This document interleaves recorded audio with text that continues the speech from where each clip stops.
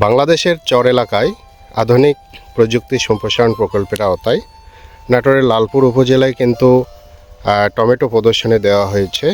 এই যে চরাঞ্চলের মাটি, উর্বর মাটি, এই উর্বর মাটিতে কিন্তু টমেটোর এখন পর্যন্ত যে বাড়তি বা ফলনের অবস্থা দেখা যাচ্ছে, এটা কিন্তু খুবই চমকপ্রদ একটা বিষয় এবং এটা কিন্তু কৃষকদেরকে ভবিষ্যতে আরও উদ্বুদ্ধ করবে টমেটো চাষাবাদ করার ক্ষেত্রে।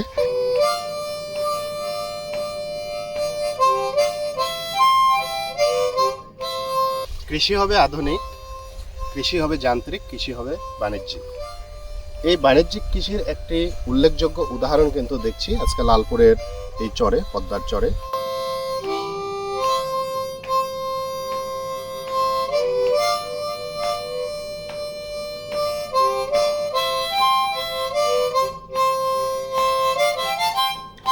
এখানে ধরেন 10 কাঠা আমি টমেটো লাগাইছি, টমেটো ভালোই ধরেছে আমার।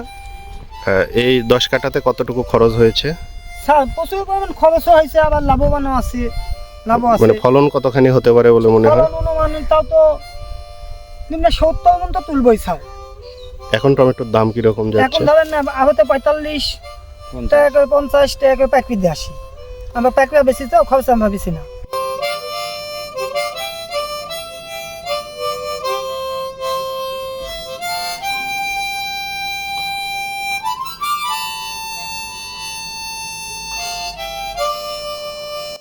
এখানে পুরো জমিটা যদি আমি দেখি, এই পুরো জমিটাতে কিন্তু টমেটো চাষাবাদ করা হয়েছে। এটা হাইব্রিড জাতের টমেটো।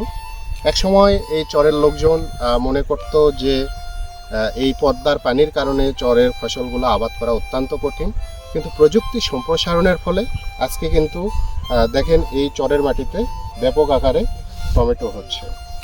এই টমেটো হাইব্রিড জাতের। আমাদের কৃষক ভাই এই টমেটো উৎপাদন করেছেন, এখানে পরামর্শ দিয়ে যাচ্ছেন আমাদের উপজেলা কৃষি সম্প্রসারণ অধিদপ্তর লালপুর। তাদের পরামর্শে এখন পর্যন্ত টমেটোর যে মানে জোয়ার দেখছি, এটা আশা করা যায় খুবই ভালো হবে এবং কৃষক লাভবান হবে।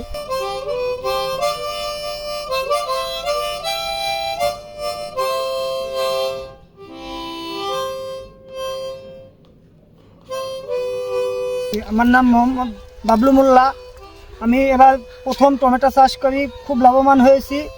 হলো 1217 টমেটো চাষ করেছি, খুব আমি এখান তো 10,000 টাকায় বেচেছি ধরেন।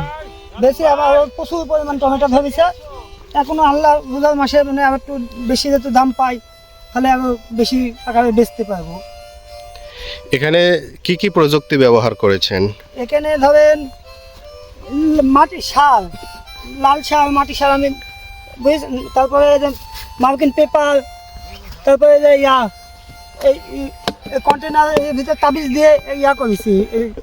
তারপরে যে হলুদ ওই যে কোনো মাছি পোকা, সাদা পোকা সব এই আটার সাথে লাগবে, বুঝেছেন?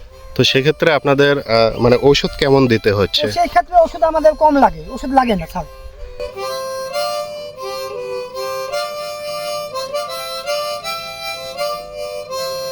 এই ক্ষেত্রে আমরা কৃষকদেরকে বারবার বলছি যে আইপিএম পদ্ধতি ব্যবহার করা।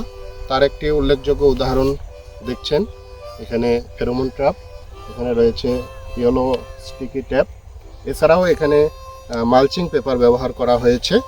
তো সব মিলিয়ে আসলে আধুনিক প্রযুক্তির একটি অন্যতম উদাহরণ হচ্ছে আমাদের এই টমেটো ক্ষেত।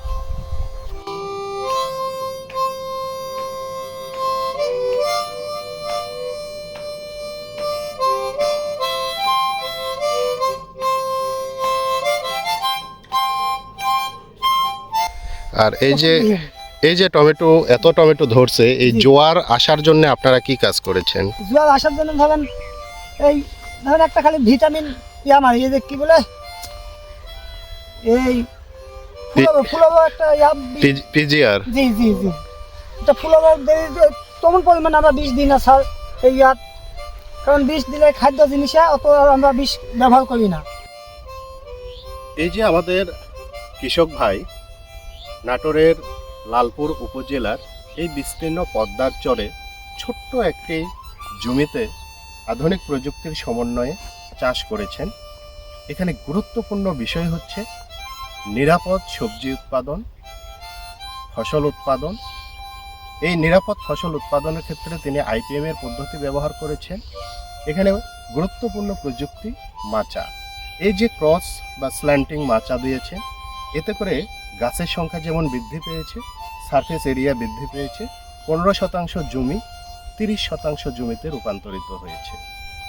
এর ফলে এখানে গাছের সংখ্যা বৃদ্ধি পেয়েছে, ফলনটা বেশি হবে।